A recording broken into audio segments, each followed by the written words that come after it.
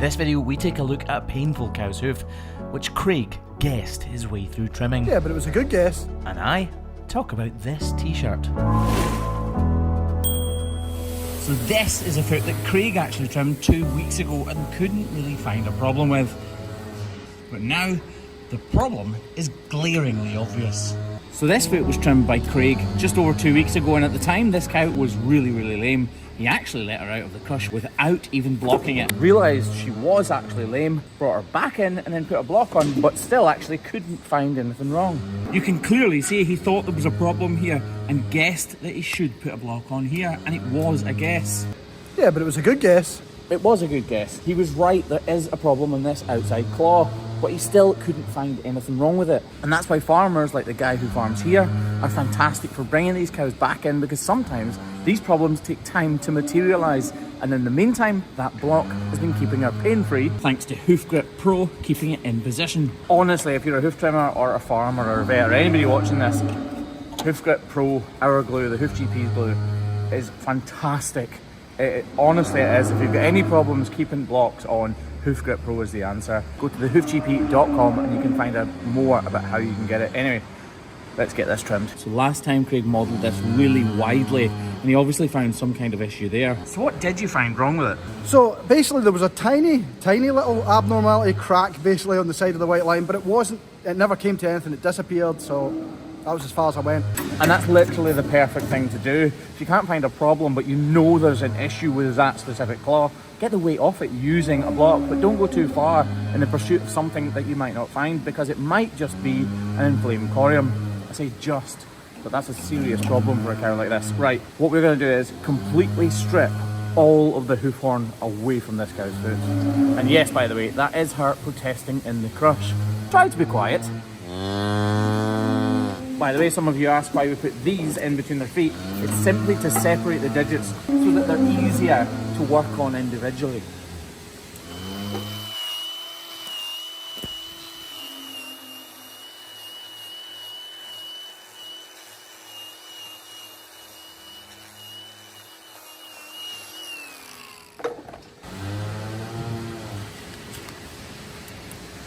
You can see it started to separate here, which is usually the case.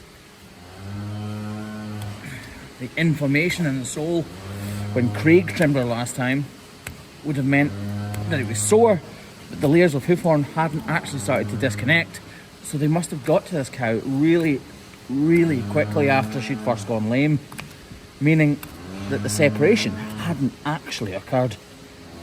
And although Craig didn't actually find anything, there probably wasn't anything to find. That's why these revisits are vital. This cow is going much better. The farmer actually told me she's pretty much lameness free, and that's all thanks to that block. So if the block came off and the glue failed, she would be sore almost instantly. Now that it has had a chance to settle down, the inflammation's gone because steady lass. The inflammation's gone because that block has taken the weight off it and therefore the pressure. Now is the time to strip away these layers of detached hoof horn, because if we don't, they'll just fill up with muck. She is really fidgety. If we didn't strip away these layers, well, you can actually see already they're beginning to fill up with muck and manure, and all that's going to do is lead to further infection and a bigger problem. You can hear that flapping noise, that's her tail inside the crush. She's not happy. She's not in pain me doing this. She's just not happy that she's being restrained in the crush. Although KVK have done a fantastic job of making these really comfortable, at the end of the day, being stuck in a crush is not good, is it?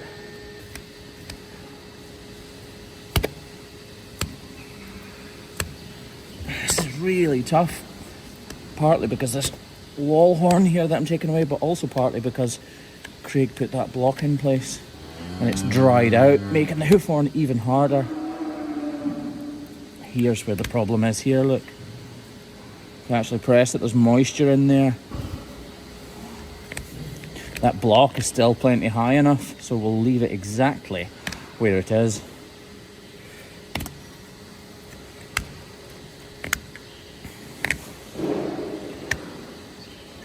Just going to model this out a little bit more.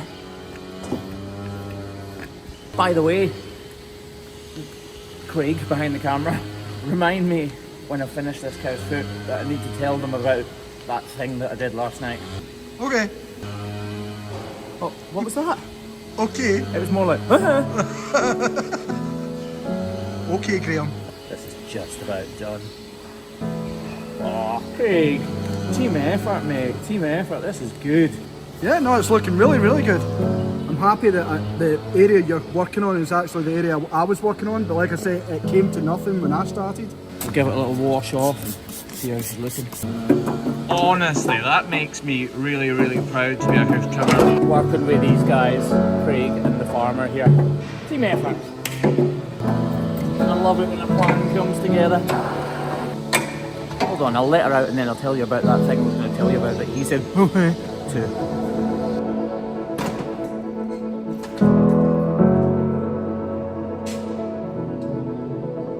Now excuse me if you can see my teeth, I had a slight accident and cracked them. So yeah, they look absolutely horrible and they should be fixed this week, hopefully. But what I wanted to tell you was, we're just back from the States, and what really, really struck me when I was over there is we met hundreds and hundreds of you guys. By we, I mean me and my mother actually, because Ashley was really ill, but she's fine now. But we met hundreds and hundreds of you, and although I'd never physically met any of you before, there was this real connection. And it was exactly the same in Tulare when we were there last time, and same in Denmark. And when I got back, I was literally sitting playing on the computer, and people asked for a hair t-shirt, and I didn't know if this was something I would end up doing or what, but it struck me that we've got this, I'm not sure how to say this without sounding stupid, we're literally just getting home from the States. I made this t-shirt. Now, I didn't know if it was something that people would want or like. I obviously absolutely love it because I made it, but I wasn't sure if you did or would want it. So we put it on a pre-order only because I didn't want to buy loads of these and then people not want them. And the pre-order is only on for 48 hours. And as this video goes live right now, you've probably only got about 12 hours left to order one of these t-shirts if you would like one. If you don't, that's fine. If you want one, that's fine. We've managed to lower the shipping a little bit more. Again, we're trying to squeeze them all the time, so we've got it lower and lower and lower and lower.